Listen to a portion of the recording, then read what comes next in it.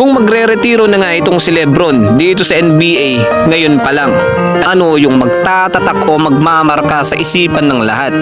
Una nga dyan, itong si Lebron ay meron niyang 4-time NBA champion, 4-time finals MVP, 4-time regular season MVP, all-time leading scorer, only player to reach 50,000+ points, 3-time All-Star MVP, 21 All-NBA selection, 22 All-Star appearance, at napakarami pang ang award na hindi na mabilang-bilang.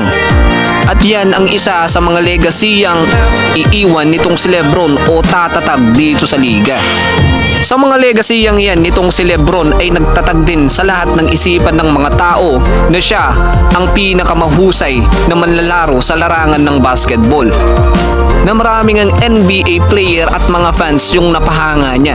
Marami man siyang haters, pero sabi nga sa kasabihan na kahit marami kang ang haters ay ibig sabihin yan, ikaw talaga ang pinakamahusay na manlalaro sa kasaysayan.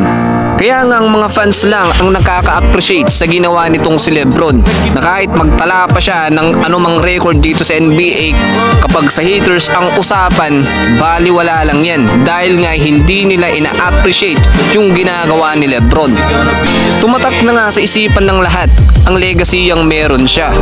Mapa-haters man o fans niya, imposible ngang hindi kanya napahanga.